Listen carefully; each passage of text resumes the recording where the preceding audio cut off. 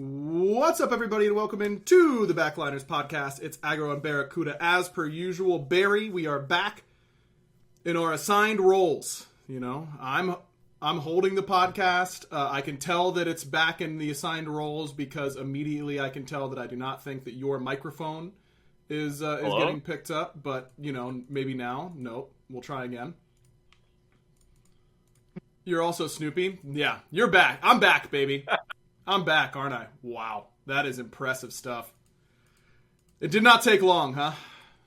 That's, You got some dust to knock off, you know, you were out of town for a bit. Look, no one's blaming you for not having everything set up perfectly. I mean, I don't think I did it correctly once when I was hosting, you know. Hosting's a hard job. Didn't you do it literally every single time?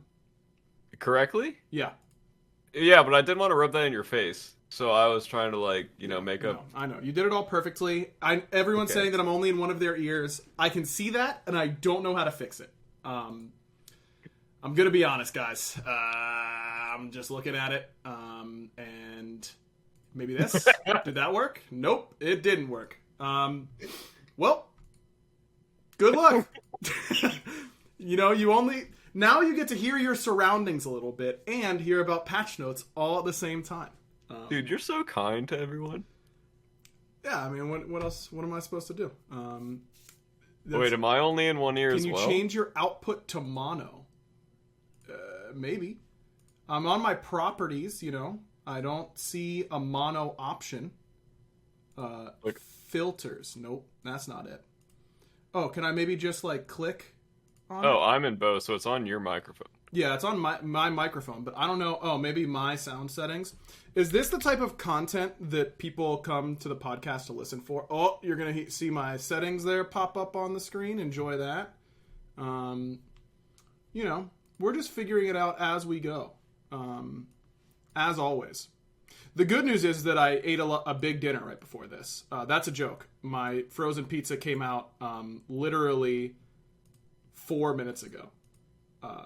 Which is the worst time for a frozen pizza to come out because you're starving when you get it, and then it scalds the top of your mouth, and you're like, do I really want to put myself through that? And then you can feel like the disconnect of the skin on the top if you bite it too fast. And I did. Yeah, I did. Okay, I can't figure out how to do this, chat. Hold the L. Sorry, don't know how to help you. Barra, it does make me really wish that we had... that we had some really easy microwavable meals that we could just, like, pop in the oven, the microwave for 2 minutes. This would have been done. I would have been eating forever ago if I had just restocked as I should have on Factor. Not a long one today. Just a reminder that we are sponsored by Factor. If you guys want the best meals for quick lunches and quick dinners, all that kind of stuff, Factor. Go.factor75.com/backliners120 and use code backliners120 to get, you guessed it, $120 off. That's a lot of buckaroos. Also, probably healthier than a frozen pizza. Yeah, probably. And by probably, I mean, yeah. Throw that out there, you know, maybe. Yeah, okay. Well, here, I wish this was a Factor meal right now. This is the podcast content. Man.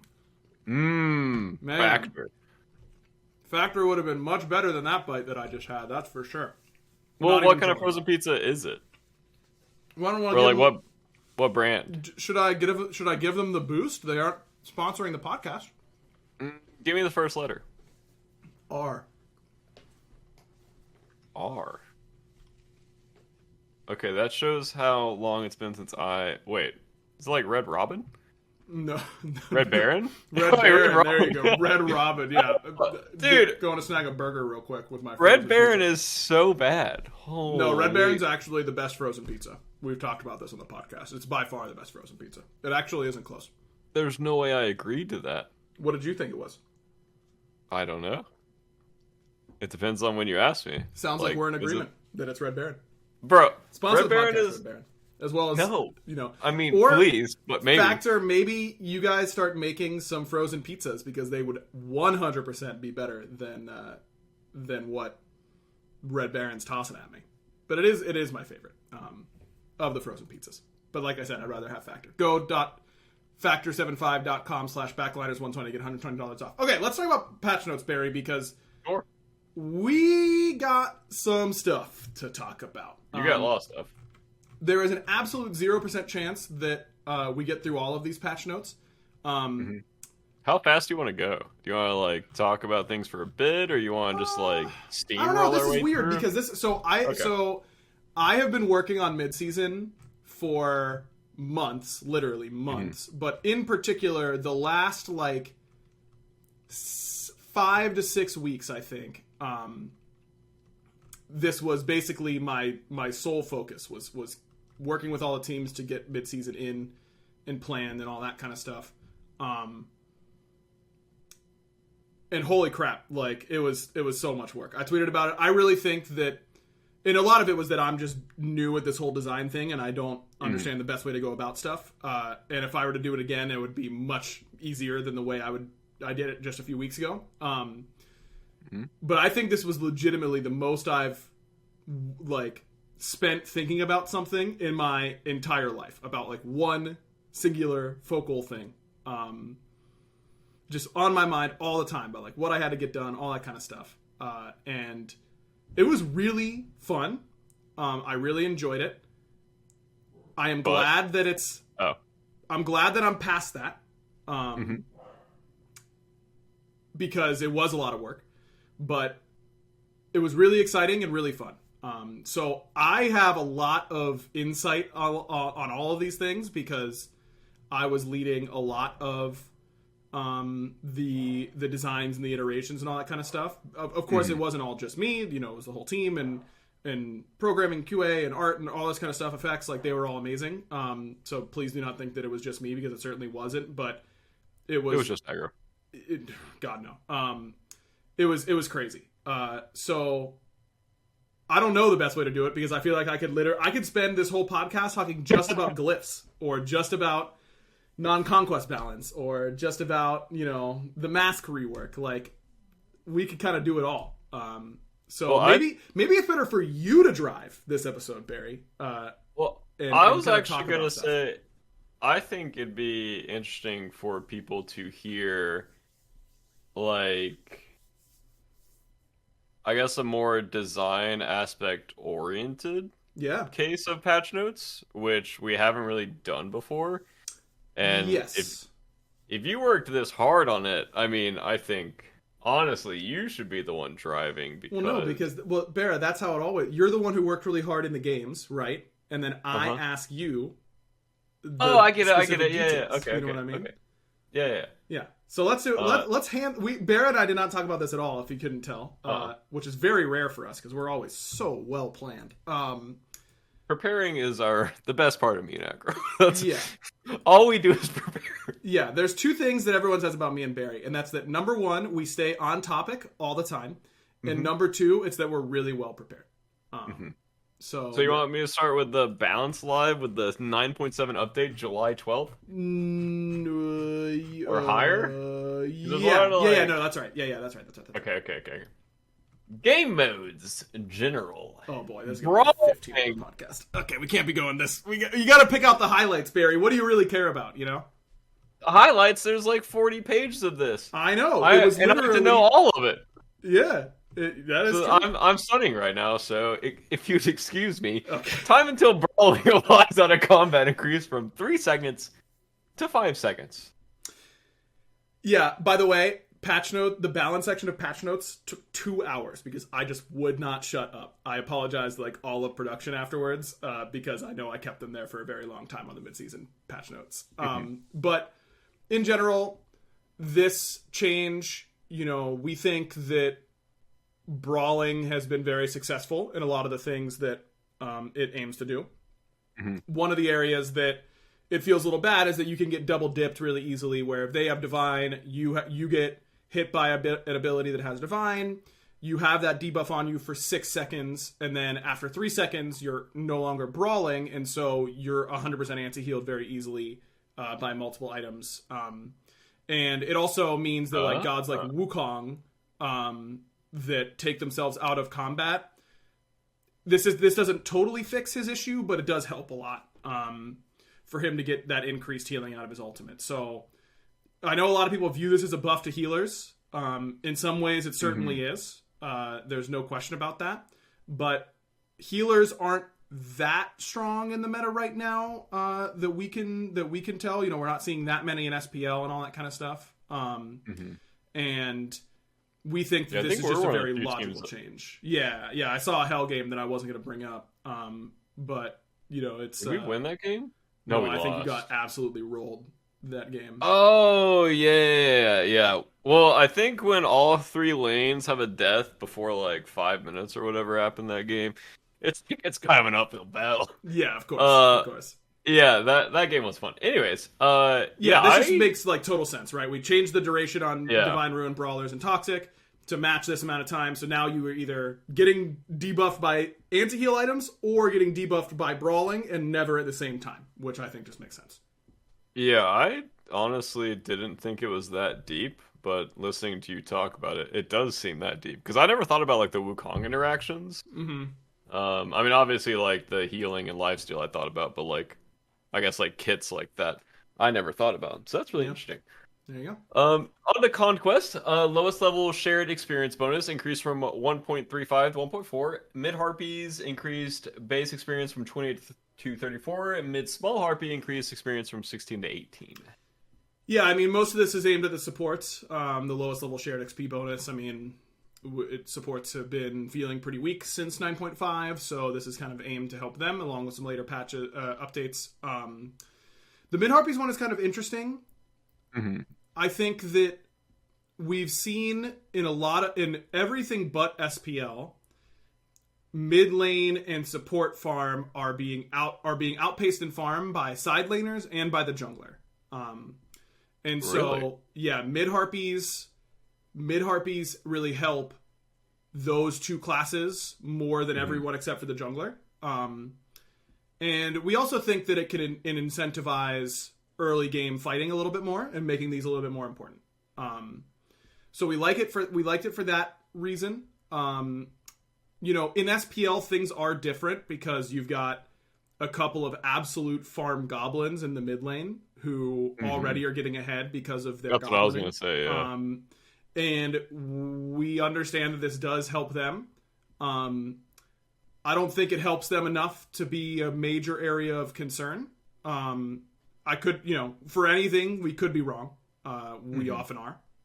That's like the beauty of the game design. But this will just force teams to fight a little bit more in mid, and for everything except for like 4 mid laners in the world, they could really use this little bit of boost in XP. So yeah. Or for all you mid laners out there, just start taking those back camps off cooldown. Yeah, you should be.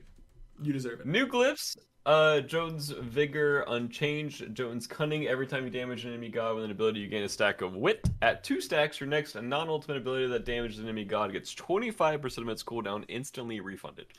Yeah, so the general idea that I had when going into glyph design for Midseason was twofold. Number one, I think that there are some really cool glyph passives that we weren't getting a chance to see because gods didn't want that tier 3 item. Jotun's Ferocity is definitely the easiest example. That's a really awesome passive, and it's super strong, and it is very clear, and it feels good. But the gods who want the passive don't really want Jotuns. So I think it made sense to take these successful established passives and put them on new tier 3 items that they actually want. And then that really, I think that this was much more exciting to me as a player to think instead of just being told, okay, you've got 8 new glyphs all on 4 tier 3 items, rather than what we did, which is 3 new tier 3 items and then a couple of old tier 3s that already had glyphs are getting new ones. And I think that with that mixture, it just kind of was really exciting, because now this way a lot of gods get to try new things again. And that's really exciting. For Cunning in particular, and the other thing I kept in mind with glyph design was there were just a lot of, even after these changes, it's still the case, but there are just god archetypes that don't have a glyph they really like. So the first part was deciding what items need to be moved and what items are getting the new glyphs. And then it was, well, what archetypes that build these items are missing things and what do they want? And that's a pretty nice ability for hunters that like AMC and Uller, I think. Yeah. I feel like it's pretty fun. Yeah, it feels, we play tested this item a lot. I wonder how much, I probably should have a talk with AJ at some point about, how much playtesting talk I should do on this, but I think this is pretty safe. I'm not going to be able to do this for everyone because, again, I don't know how much I'm allowed to say, but for Cunning, I think its initial design was at 3 stacks, your next non-ultimate ability gets 40% instantly refunded, but ultimates didn't give you stacks. So you kind of had to build it up because my thought process for this item was I designed it with poke assassins in mind. I was literally thinking Thor, Thanatos, Tsukiyomi, what effects do they want? And so my initial design was going for something that they had to set up and then be like, hey guys, I'm going to just walk into mid, wall hammer. Next time I see someone, I'm going to wall hammer. That time I spin on them. And now I'm like, all right, guys, next time I'm going in, I'm using off my hammer. I'm going to go in because I know I can hammer out really easily, way faster. And so it was much more setup, which is kind of where the name Cunning and Wit came from. But it just was too clunky. It wasn't fun. It just wasn't fun enough. And also it led to I was really worried about some really insane cases where what if you just auto cancel, if you've got 40% CDR, Jotun's Cunning, and Bumba's Hammer, could I just auto scythe, or could I auto scythe somebody literally instantly? And so I was, having the lower cooldown refund I thought was pretty important in order to help some of those edge cases.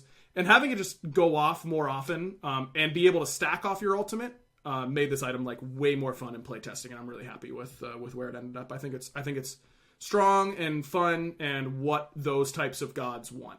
I completely agree. I wouldn't be able to say that for all these because I wouldn't, if I didn't think that, if I wasn't happy with where it ended up, it wouldn't ship that way. Yeah, I completely agree. And I think also from playing against it, I think you'll kind of not have to be counting the stacks, but need to keep in mind, like you said, if someone's playing for the hammer in, hammer out play, you need to be more aware of it. Because, everyone, that's what played Smite for this long, kind of knows when a button's going to be back up, and now it's okay, that button's up super fast now. Right. So, overall, I like it a lot. Calamitous Raw 2D, Unchanged, Perfected Raw 2D, successfully damaging enemy god with an... This one... I don't know. Did it lose you already, Barry, in the description? Did it lose you? Yeah, there's a lot of text here. Yeah, and I'm an 80s player. Here's all it is.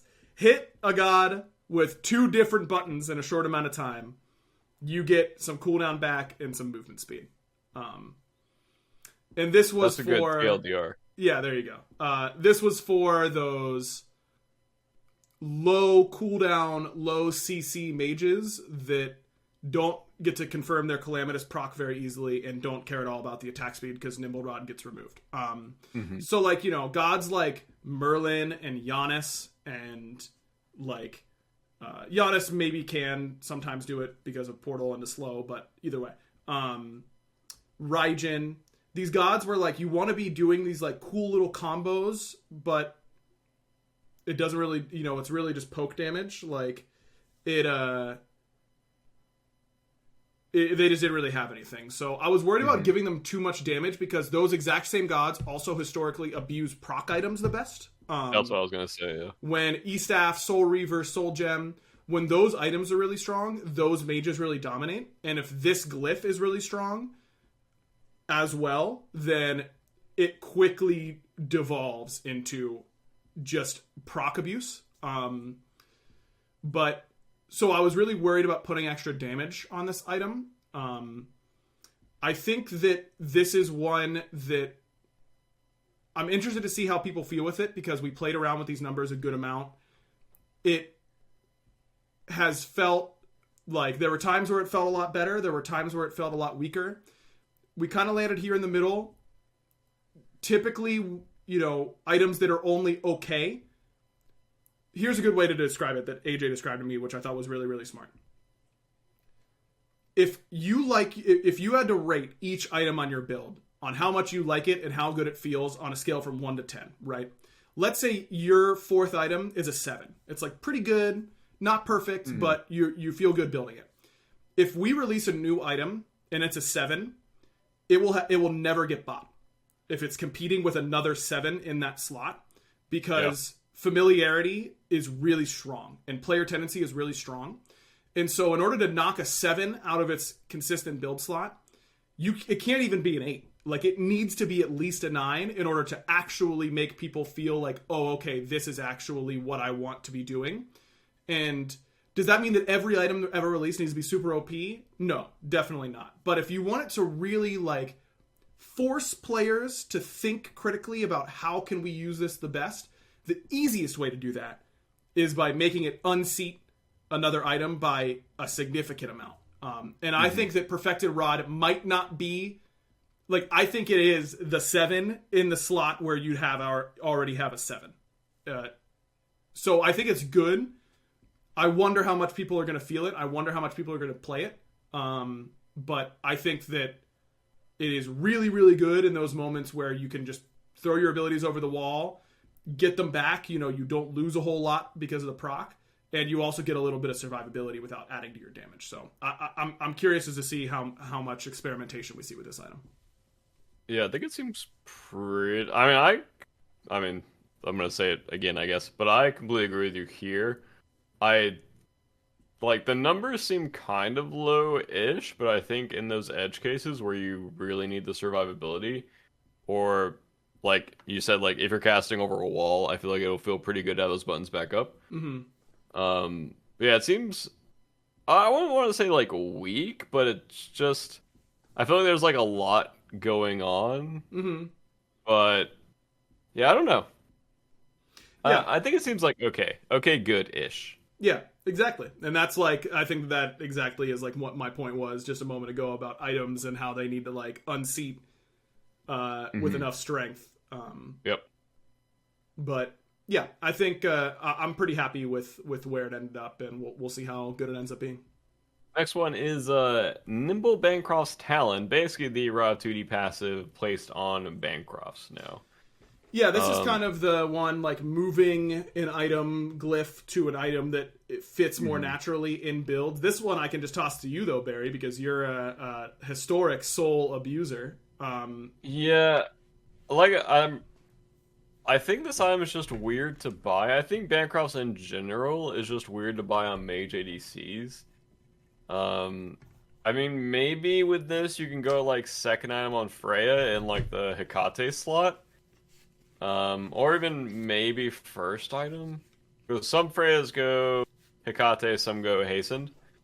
So I'm not sure if it will take that slot, but might be worth some playing around with. But I think it's just a little weird for me because, like I said, I don't really build Bancrofts that often on mage ADCs. But I mean, this definitely makes it more approachable.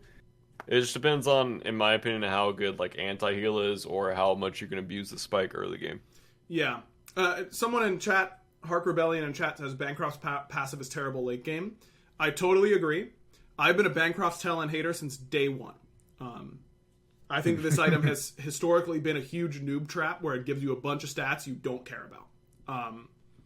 Raw power isn't that important in comparison to things like Pen. Lifesteal on magical gods in particular, especially traditional mages, I view as nearly worthless. At least I did when I was playing competitively. I never felt like on a traditional mage that the lifesteal mattered a whole lot.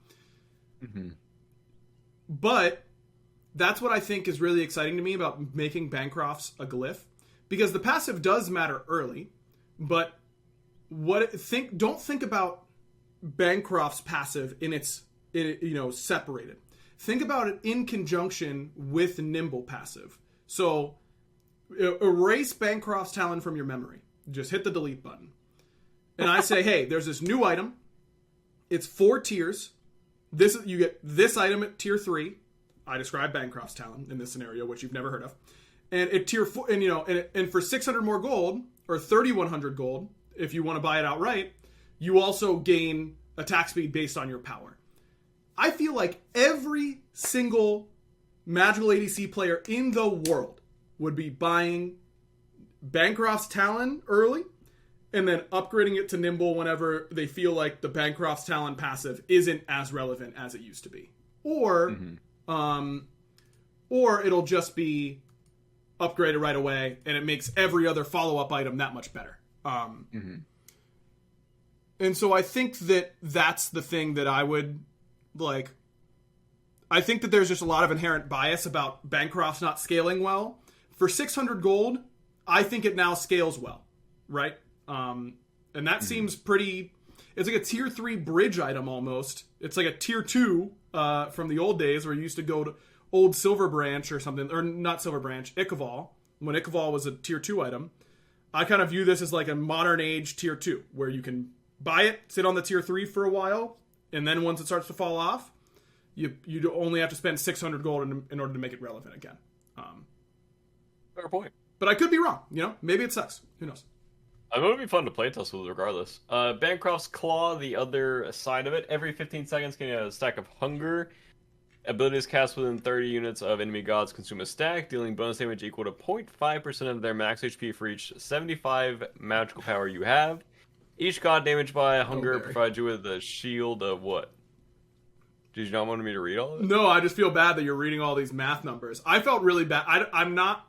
Sorry, I didn't mean to cut you off. You can finish it. No, my brain's so fried from post-COVID right now that I am reading words and they are going through my brain cells and out the other side. Each god damaged by Hunger provides you with a shield of 1% of your max HP for each 75% 75 magical power you have. This cannot exceed 35% of your max HP. Yeah, here's the thing about this. I said I was really happy with where everything ended up, and I am. I in particular, I think this item is really exciting to me. I really wish there was an easier way to do this description. Unfortunately, there is not. Me too. I hate this description, and that is definitely a sign that my design was not great. But I think that... Also, shout out to Flare Boot, because at one point, the Olympians and content creators all got to see this patch a little bit early and playtest it a little bit early, just like the pros did. And Flare Boot was among that group. And he had a lot of really great questions and helped me find some inconsistencies that I definitely would have missed otherwise. And at one point, I was like, hey man, how would you write this? Because he's like the math guy and the consistency guy. And I very much appreciated his help in wording this passive because it is really complicated. It did not start out this way. Initially, it was just for every god you hit with a proc, you deal a percentage of their health, and you get a shield equal to the percentage of your max HP. That was it. It was very simple. And then we were doing playtesting, and I don't think anyone even did it. I think someone who just hadn't seen it yet saw it and was like, oh, so I could just build this on Artio and be in the middle of their team forever and have this be my only power item and get huge shields and do a lot of damage. And I was like, yes, you could do that. That would be bad. And so we kind of had to do this thing where we gate it behind how much magical power you have in order to make sure that the proc is as strong as we want it to be if you're building damage and weak if you aren't building damage. So that's why it ended up being so mathy. Don't have a whole lot else to say. I think it's, I think that this is going to be really strong. I expect it to be pretty good. I think it finally just made sense to me, so that's pretty good. Yeah, okay. Let me elevator pitch this one for you as well. If gods are really close to you, 30 units is really close. If gods are really close to you and you cast an ability, regardless of if you hit them or not, you will deal damage to all of them. That'll only cost you 1 stack. So you can have up to 3 stacks. Every time you cast an ability that is around a god, and a god is around you, you will deal damage to them and gain a shield for each god hit. So if you blink Hades 2 into 4 people, you will hit all 4 of them with damage. You will gain a shield off of all of them. And you will have lost 1 stack of Bancroft's Claw.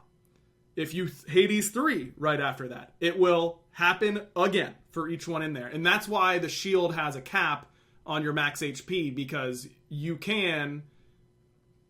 I will say that I hit that cap on my max HP multiple times. This seems pretty good with like a Pythags. Yep. Like the Pythags change with this on like... I'm pretty sure you guys put it in the description, but like on a Zong Kui, that seems pretty... Yeah, I think this item... good. Like...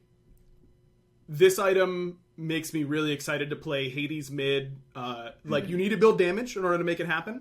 But full damage, Hades and Zhong, or a lot of damage, Hades and Zhong, feel really good. And you actually feel like you get the reward out of your risk. Because you are still taking a lot of damage, but the shield, if you space your abilities properly, if you wait until they get on top of you to cast... the shield can really matter. And then you're also getting synergy with the Bancroft's passive. So, Bancroft's talent passive. So, I think that this item potentially makes more full damage bruiser gods. By the way, I haven't seen anyone say it. Because it isn't a traditional item that she would build.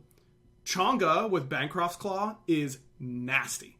Like, really nasty. Because you got to be close with that god. You're not hitting people from very far away. And you just have buttons up all the time. So, you do. It does take time to get another stack back. 15 seconds is a long time in a team fight. But I think that this is like, if you like playing Hades, Zhong, Hebo, Aokwang, Chang'e, like battle mages, and you weren't pumped about this item, I think you should get pumped, because it's really, really good if you find those opportunities. Yeah, I think this item's just fun. Like, the more I think about it, the more fun it seems. So I like it.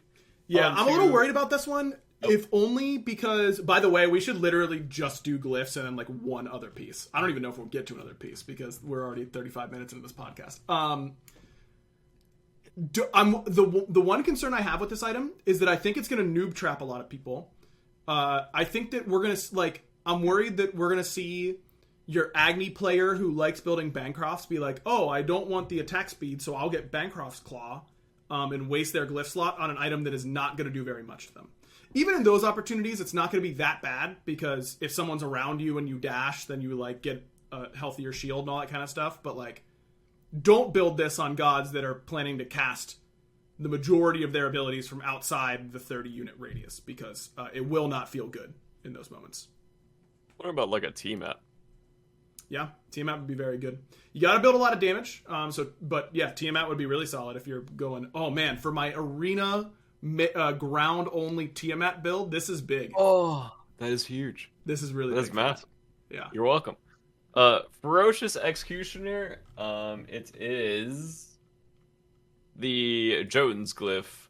Yeah, it's basically just the old Jotun's ferocity glyph. Yeah, this is basically just Jotun's ferocity. And again, this just kind of like made sense. Like, yeah, I was gonna say that too. This passive just makes sense on this item. Just like, it just didn't make any sense to be on this other item that auto attackers didn't want to build. Just like it doesn't make any sense to pay a lot of money for your mobile plan, Luckily, we've got some changes coming in. Jotun's Ferocity is gone. We've got Ferocious Executioner, and we've got Mint Mobile to help us with our mobile plan, you guys. That's all you got to do.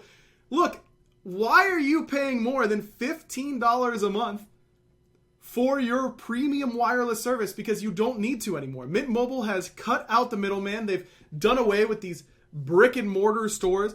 What is the point of a mobile service having a brick and mortar store? Unless you're like 75 and don't have anything else to do with your time, which I'm jealous of, for the record.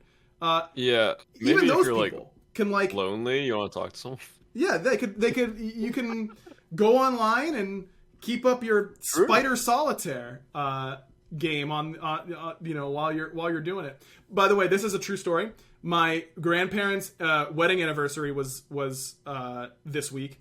I don't know how many years, but a lot. And I asked what they did, and he said, "Oh, we were just kind of like relaxing. We didn't really feel like doing anything, so we just sat on the porch and both played Spider Solitaire on our little devices." And I was like, "That is the cutest thing I've ever heard in my whole life." Like, that's how you're doing it right, Yeah, that's how I realized that me and Destiny are now like 70 or 80 years old based off of what you just said. You two were bumping Spider Solitaire on the couch together? Is that what you're saying?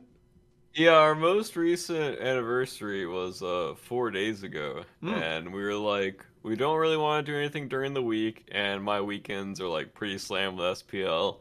So we were like, let's just have a nice dinner and just like not do anything and just hang out with each other. It was fantastic. No, and how about it? We'll probably celebrate it later, but it was very relaxing.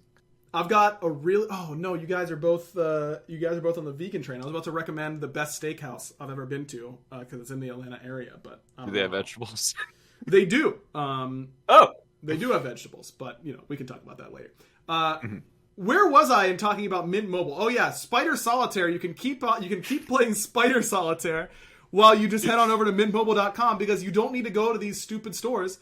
That way, they get to pass all of those savings directly on to you. And you get to keep playing Spider Solitaire on your same phone. You don't have to change devices or anything like that. You don't need to get rid of any of your contacts. You get to keep your same number, keep your same phone, keep all your contacts. Save a bunch of money. Yeah, save lots of money. But you get to get on the nation's largest 5G network, and it's only $15 a month. Barra, you just said how long, what was your anniversary with Destiny 4 days ago? How long did that 11 years. 11 years. Do you think you would have made it so long if you weren't both saving so much money with Mint Mobile? Or is it fair to say that Mint Mobile saved my relationship? Like, Ryan Reynolds, there's just nothing he can't do. Nothing he can't. Yeah, no, you got it. Yeah. Sorry, my COVID brain is still fully in effect. You're working on it. Yeah. So it's very easy. It comes in like 2 days. You save lots of money. Just go ahead and sign up, chat. It's super, super, super, super, super easy. Me and Aggro would never lead you astray. Not even once? It's the easiest thing you can do tonight. Okay, maybe once. Maybe we could lead you astray once, but then we wouldn't do it again. We would? Well, like, it could be an accident, right? Yeah, like, this is Aggro could recommend a certain Netflix show that is absolutely atrocious. But he says it's your amazing. New wireless plan for just $15 a month and not hear Barracuda's terrible opinions anymore. Get the plan shipped straight to your door for free. Go to mintmobile.com/backliners. That's mintmobile.com/backliners. Cut your wireless bill to $15 a month at mintmobile.com/backliners. Shout out to Mint Mobile for sponsoring today's episode. Again, the best way for you guys to help support us and support the show is by going and using our sponsors, which are Factor and Mint Mobile, for today's episode. Okay, yeah, this was all based on a point from Ferocious Executioner, but again, this is one where you are more dialed in than to give a good opinion, I think, than me. How much do you think this changes Hunter builds? This is a very attractive item. I think we'll be seeing this in most builds. It'll probably replace Silver Branch, in my opinion, or you'll just buy it with Silver Branch. Obviously, it'll knock off the Deathbringer glyph, and I think this item is just crazy. I think it's insanely good. Do you think this... Oh, sorry, go ahead. I was going to say, I think Tank should be scared to play into this item. Yeah. Do you think that this alone will make crit builds less prevalent? Knowing that you have a good glyph to go to outside of Deathbringer glyphs, or do you think it will still likely be crit? I think it'll still likely be crit, because once you see those crit numbers start stacking up as your XE applies the... I mean, you have literally 2 debuffs stacking at the same time, and I feel like that's going to feel very good killing frontliners. I think it will lead to more... Not, like, more crit builds than normal, but I think it'll lead more to crit builds than to yellow damage builds. Interesting. Yeah, I think I'm excited about this one, and this one could not have been any easier. Like, this is such a well-designed passive. I think it was good. I think it was really underbought on Jotun's Ferocity. I think there were gods. Like I said, it wasn't the easiest item to build, but I think that we should have seen a little bit more with how good this passive is. I think we're going to see a lot. of this item, is my guess. And then the next one is Heavy Executioner. Capture attack speed at 1.75 and basic attacks against an enemy reduce their physical procs by 17.5% for 3 seconds, max 2 stacks. So basically just stacks super fast, and you have no attack speed. You have no attack speed. This one was really... This is a really interesting one. This is maybe my favorite glyph of the season of the mid-season patch for a couple of reasons. Number one, it breaks a rule, which is usually something that I really dislike and really try to avoid for obvious reasons, but I think it does it in a unique way. This is the only glyph that doesn't inherit its tier 3 items passive. And that's because otherwise you would be shredding their armor like beyond 50%, which would be crazy. I thought it did, and then I was like, oh, that might be viable, and then it doesn't. No. So don't build this on Hunters. Yeah. Unless you're on like AMC, maybe Uller, probably honestly, not. You're still probably going to buy Titan's Bane. Yeah, honestly, the Hives might get you over cap on attack speed like, by themselves late game, which can be fine. Worth noting, I saw someone in chat mention it earlier. Right now it is stacking with if your teammate has an Executioner and you have a Heavy Executioner, they are stacking. That is not intended, and that will be fixed in a hot fix this week, we hope. But that is not intended for the record. And we do have a fix for it. I just don't know exactly when it's going out. But yeah, I think that it's unique that it breaks that rule. It enhances the tier 3 passive instead of just going alongside it. And it's a glyph with a downside, which we haven't done. If you can't tell by the mask redesign and the way that I have talked about things like masks in the past, I think that strong upsides with downside is a cool... I like those types of items. I like trading stronger effects for giving something up.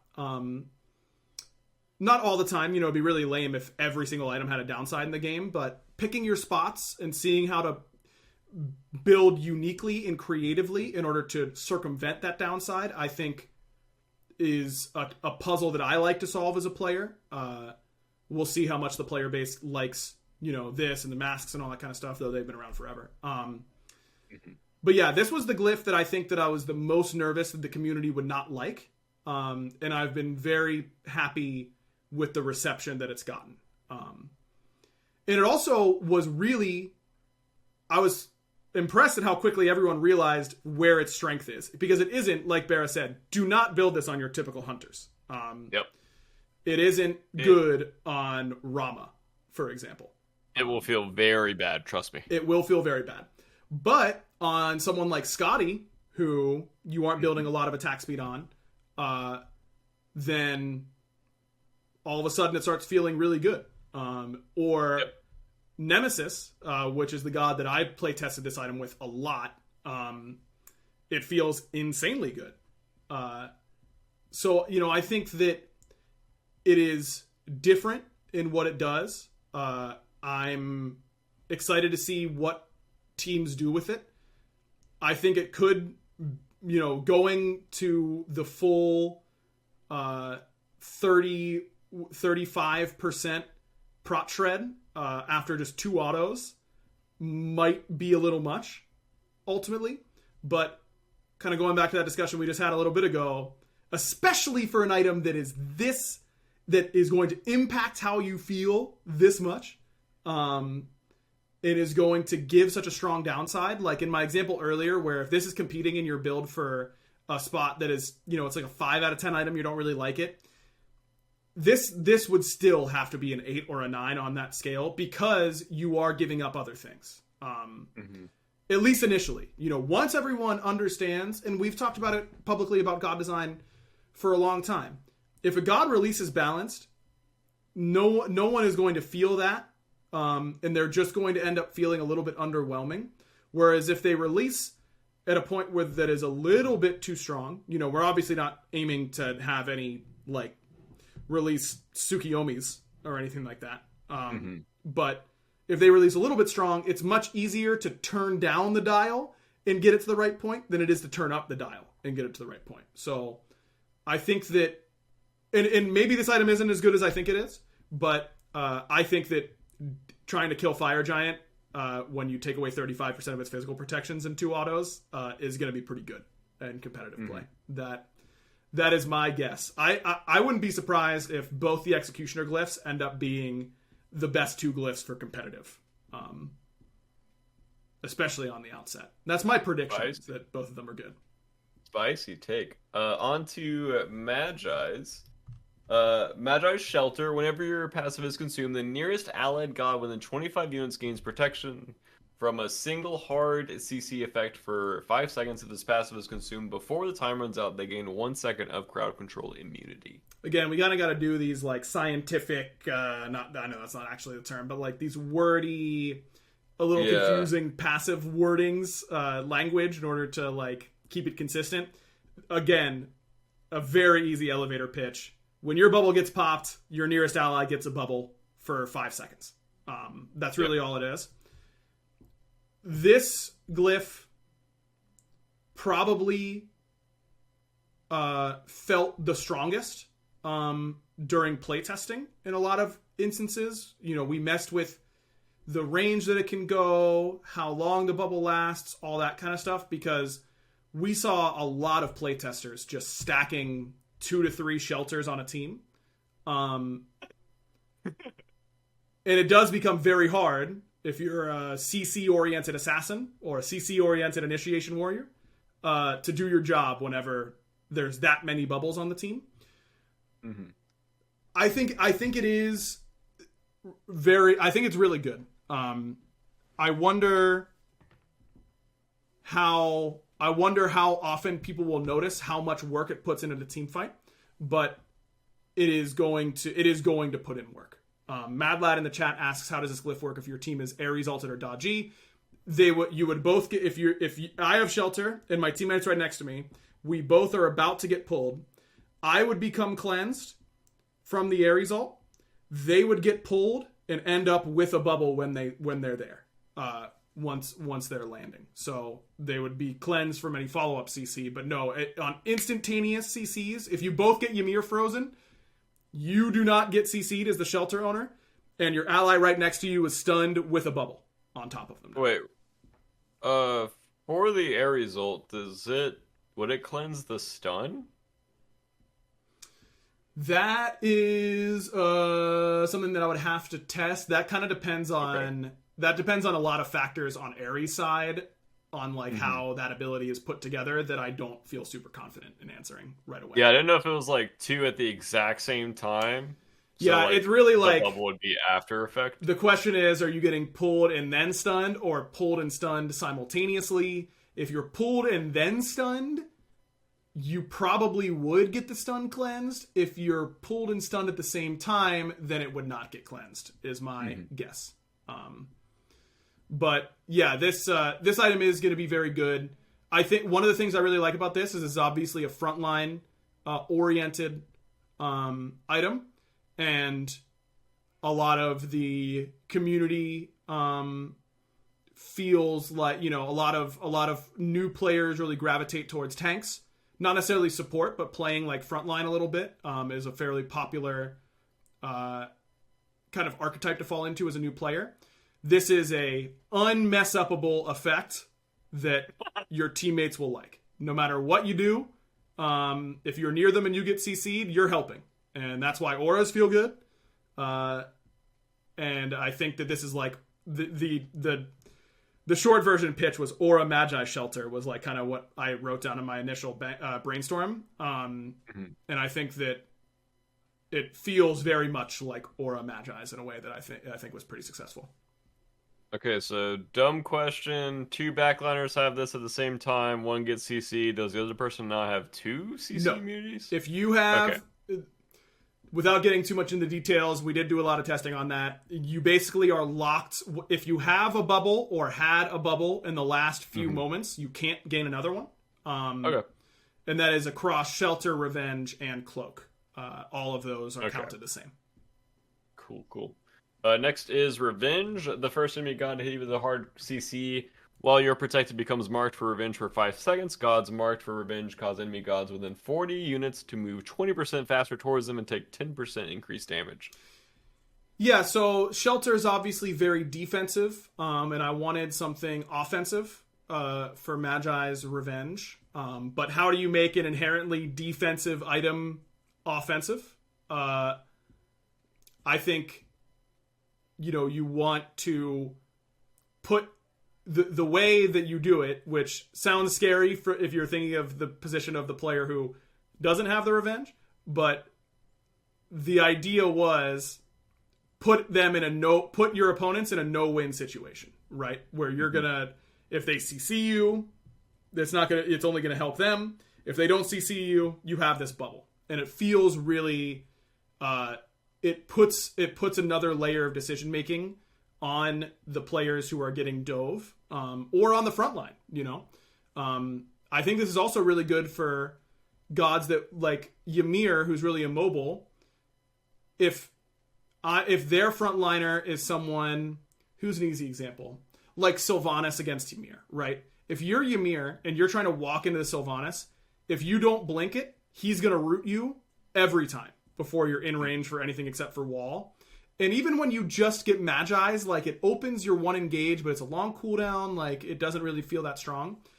What if I forced that Sylvanas to really think, like, am I going to die for popping this bubble? And I think that tension is cool.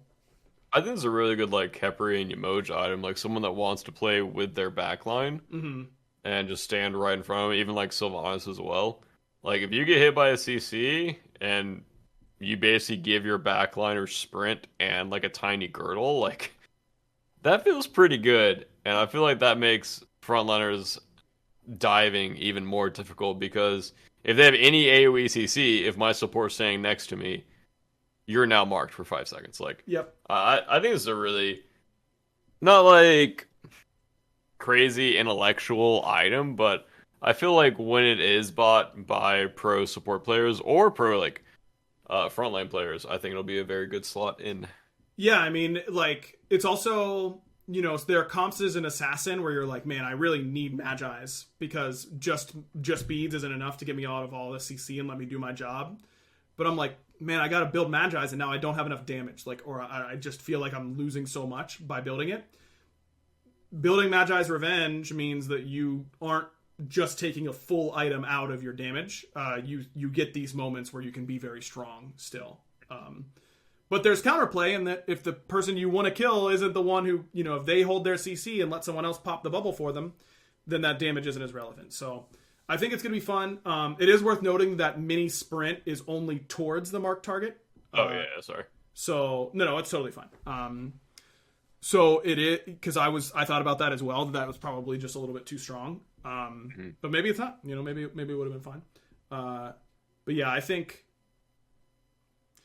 Shelter was by far the most popular glyph we saw on all playtests.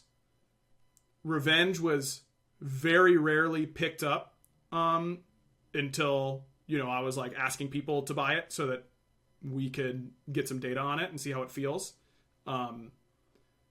But I think Revenge is really good. I think they're both really good. I think Revenge is better than Shelter, honestly. Yeah, Shelter just has that, like, I don't have to think about it. I'm just going to buy it, and I know it's doing something for me. You don't have to change your gameplay at all for it. It just seems like acute. Like, I don't think I would buy it. If I was to buy one, I'd probably just buy it by Revenge. Because mainly, like, when you're getting dove, both of you guys aren't getting CC'd at the same time. It's basically just one backliner getting CC'd. So I think for backliners, I think Revenge is better. For frontliners, Shelter might be better, but even still, maybe Revenge is just better. I'm not sure. Yeah. The radius is really small. It's only 25 units, so that's, you got to be holding hands pretty tight in a late game or mid-game situation. Yeah, you do have to be very close. And like I said, that was bigger initially, and we just saw like so much of it. But if it isn't bought, that's an option for us. Barrow, we just talked an hour about just glyphs, and by we I mean me. It was really just me. Yeah, it was about 80 to 90% you, and which is very good for me. Like, a little Little life update for you guys. Uh-huh. I'm still sick. I've been sick for, at this point, about 6 weeks straight. COVID, acute bronchitis. Now I've got like medium long COVID or something. Went to a pulmonologist today. Got put on a nebulizer, which sounds really cool, but basically you're just breathing in medicine for longer than you would with an inhaler. And I felt great for like 6 hours today. Absolutely on top of the world, like 9 out of 10, amazing. Felt it wear off around like 5 or 6 p.m. today, which is about 2 or 3 hours ago. I'm back to being spaced out, being tired. So, in 2 to 3 days, I will be on top of the world, I think, when my prescriptions come in. So, that's fingers right crossed. On time for the SPL, huh? Yep. Fingers crossed that I can finally not feel like poop anymore for the first time in 6 weeks. Fingers crossed. Yeah, that is the hope. Yeah, so we should just like cut it there. We talked about so little of the overall patch notes. I guess for everyone, chat can obviously let us know right now, but if you're listening or watching this podcast, I'll definitely make a note to check the comments, and please tweet at us if you liked this style of the podcast. Going a little bit more in depth on the design side and that kind of stuff. Do not, I can totally understand if people would much rather us give quick bump thoughts on everything rather than these more in-depth thoughts on everything's. But we can go, based on that feedback, we will kind of tailor what next week's show looks like. This will not be the last time we talk about Midseason. I want to talk about the new items. I want to talk about masks. I want to talk about non-conquest balance, like all that kind of stuff. Wait, real quick, I've been sitting on this stuff for weeks. Did you write the paragraph? Yeah, I wrote all the dev notes. Okay, because the first line is "Let's talk masks," and no, I'm not talking about the coach of the Olympus Bolts. Like that reads right off of like bingo. I'll tell you that reference was almost "Let's talk masks," and no, I'm not talking about that insane Mercury player from season 3 or something like that. Like I was gonna make an even deeper cut reference. I would have loved it, but I decided that it was already like this is already a much deeper cut reference than AJ, who typically writes Ajax is typically the one who writes the dev notes. Yeah, I'm already going much deeper into the niche, which is my whole brand, by the way. So yeah, that yeah, Mask was in here earlier. I wanted to ask him if he saw it. I'll just message him.